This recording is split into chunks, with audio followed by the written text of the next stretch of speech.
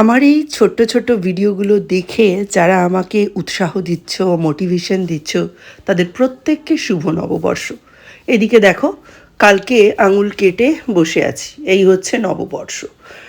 গোটা সেদ্ধ ডিম ভাজতে গিয়ে ছিটকে গিয়ে এই হচ্ছে আমার নববর্ষ। তবে শরীরের ক্ষতর থেকে অনেক বেশি কষ্ট দিয়েছে মনের এই ক্ষত। কাকিমাকে হারিয়েছি ঠিক 2 দিন হলো। কড়াইতে পেঁয়াজটা ভেজে নিচ্ছি। আজকে খুব তাড়াতাড়ি করে আলুর পরোটা বানাবো, কারণ খাইয়ে দাইয়ে নিয়ে ছেলেদের নিয়ে বেরোবো পয়লা বৈশাখের জামা কাপড় কিনতে। অনেক দিন ধরেই টাকাটা পড়ে রয়েছে, কেনা হচ্ছে না। যা গরম না, বাইরে বেরোতে গেলেই ভয় লাগছে। আলু সেদ্ধ করে পেঁয়াজ ভাজা, আর তার সাথে ধনে জিরে গুঁড়ো, লঙ্কা গুঁড়ো, হলুদ গুঁড়ো, একটু কাঁচা লঙ্কা আর একটু কসুরি মেথি দিয়ে ভালো করে চটকে নিয়েছি। আর তার সাথেই একেবারে আটা বা ময়দা, দুটোর মধ্যে যে কোনো একটা দেওয়া যায়, আমি আটা দিয়ে চটকে নিয়েছি।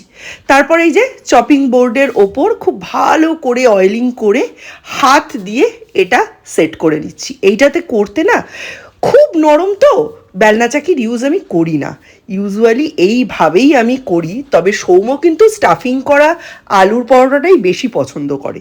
ওই চপিং বোর্ড থেকে এটাকে তোলাটা একটা চ্যালেঞ্জের মতো, বাকি সব ঠিকই আছে, খুব তাড়াতাড়ি এটা হয়ে যায়। এটা যে ওই পুর ভরার কষ্টটা নেই। আর এই পরোটাটা যারা খেয়েছে তারা জানে প্রচণ্ড সফট হয়। আজকে তাই ভাবলাম চটজলদি এইটাই বানিয়ে দিই। চিলি সস, টমেটো সস, শশা কুচি এইসব দিয়ে বাচ্চাদের সার্ভ করে দেব, তাড়াতাড়িও হয়ে যাবে আর নতুন কিছু পয়লা বৈশাখে খাওয়াও হবে। সৌর্য কিন্তু খেয়ে খুব খুশি, কিন্তু ও আমাকে একটু তেল মারার চেষ্টা করছে। ওকে বলেছি পয়লা বৈশাখে সব কটা বই পড়তে হয়, নইলে সারা বছর বই পড়া হয় না।